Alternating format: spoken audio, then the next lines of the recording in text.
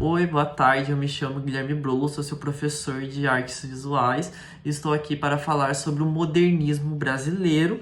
Vamos trabalhar sobre o contexto histórico e social, sobre o modernismo e artístico, principalmente, sobre suas principais artistas. Vamos trazer outros movimentos do modernismo, não somente a Semana da Arte Moderna, e também sobre a arte indígena, que é muito importante no contexto da atualidade, como estamos agora. Importante falar do modernismo em 2022 é porque é o centenário da Semana da Arte Moderna, que seria o início desse modernismo brasileiro. Para começar, podemos falar que o modernismo no Brasil ele nasceu a partir da insatisfação política e a busca de uma formação de identidade nacional, então algo totalmente brasileiro. A Semana da Arte Moderna ela só foi reconhecida e estudada foi por conta dos seus efeitos, que foi sustentado por diversos vetores, como a influência de Mário de Andrade, Oswald de Andrade, Tarsila do Amaral, Anita Malfatti, Manuel Bandeira. Mas somente em 1972 que essa Semana da Arte Moderna estabeleceu um evento histórico de caráter nacional, algo comemorativo, então, que foi tratada como um grande marco no governo do Médici, que, se não me engano, é a ditadura militar. Só que nessas décadas de 10 e 20 do século 20, os núcleos brasileiros, as cidades, estavam centralizadas com a preocupação da modernidade. Lembrando que esse modernismo ele não veio totalmente do Brasil, ele não é brasileiro, ele foi enraizado lá na Europa, que aconteceu o expressionismo, impressionismo, com Monet, Renoir, Degas, Cézanne. Então foi algo que já vou explicar a influência, como ele foi trazido aqui para o Brasil.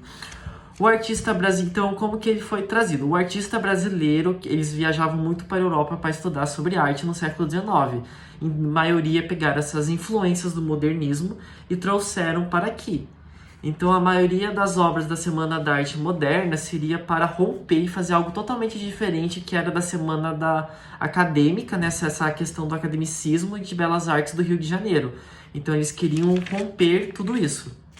Só que o modernismo ele aconteceu não só em São Paulo. São Paulo foi muito forte. O modernismo também ocorreu em Minas Gerais, que foi totalmente esquecido, sucumbido.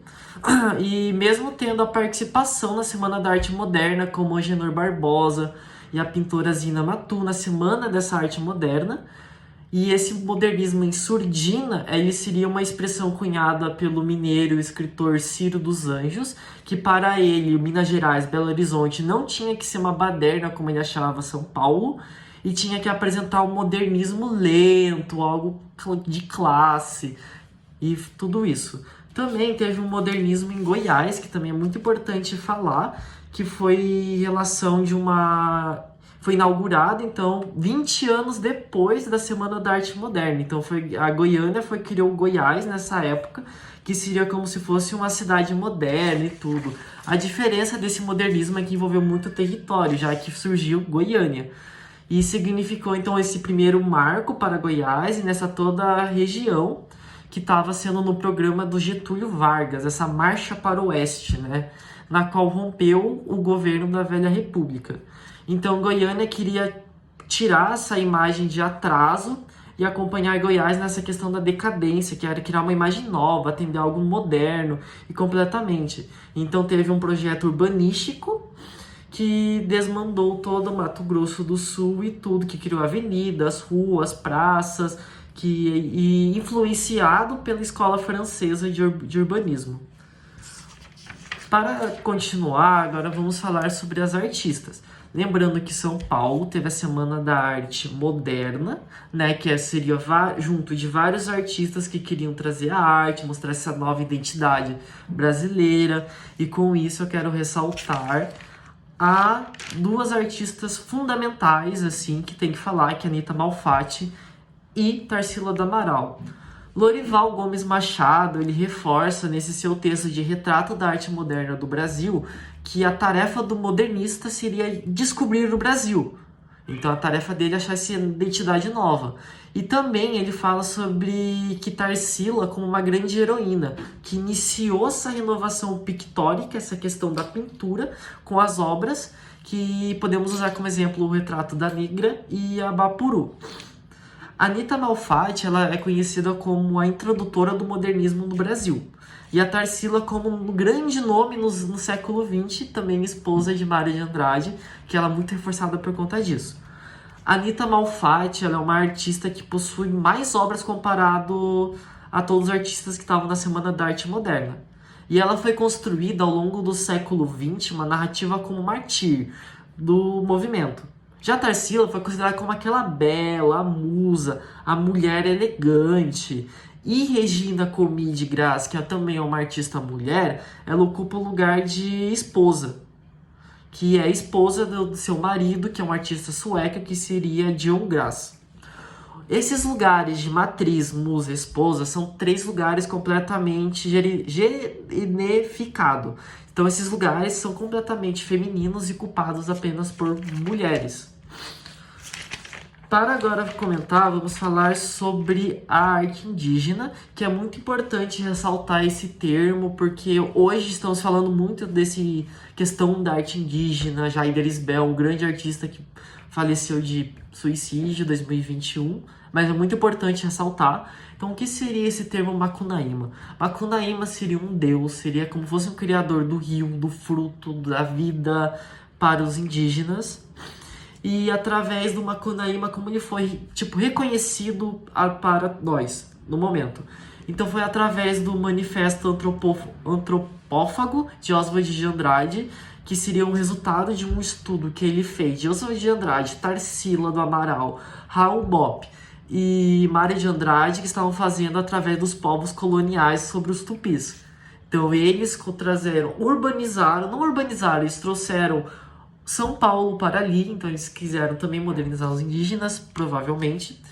E esse texto do Oswald de Andrade foi transformado em um dos textos mais importantes do modernismo e na cultura brasileira. Então até trazendo essa categoria de colonialidade, questão do colonialismo.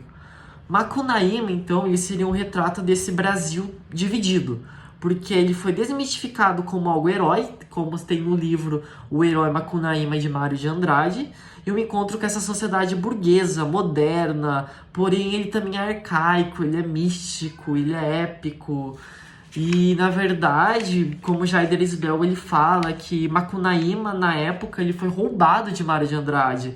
E ele deixou, na verdade, Macunaíma ele deixou de ser roubado e capturado para que em 2021 ele possa ser resgatado e retomado de volta para os indígenas. E isso é muito importante falar sobre isso, porque Macunaíma ele foi tirado, ele foi satirado, ele foi uma sátira para Mário de Andrade e perdeu completamente o contexto em si como era o indígena. Outra coisa, para concluir todo esse modernismo brasileiro, a gente tem que falar muito sobre a narrativa do Mário de Andrade, em relação à interpretação da história da arte e da cultura brasileira, dessa questão do centro do modernismo paulista, na qual ele consegue ocultar os desconhecidos outros movimentos modernistas, como no Rio Grande do Sul, em Goiás, no Nordeste, questão do Mato Grosso, até Amazonas. Então, ninguém sabe sobre esse modernismo porque São Paulo, a Semana da Arte Moderna, é sempre o foco.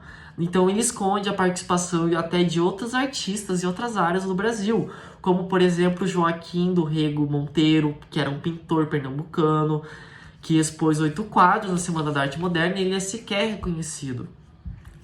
O modernismo ele é muito importante hoje em dia, além do seu centenário, porque, querendo ou não, ele trouxe uma nova estética, ele rompeu o passado, e o modernismo ele não foi algo simultâneo, ele foi uma construção entre várias regiões, várias partes do Brasil, outras formas de cultura, outras formas de entender o modernismo, como que é o modernismo, e até hoje poder não só celebrar o modernismo, mas também discutir a Semana da Arte Moderna, o que é moderno, definir tudo isso.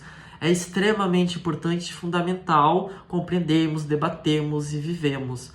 Muito obrigado pela aula, eu agradeço. Qualquer dúvida é só falar. Tchau, tchau.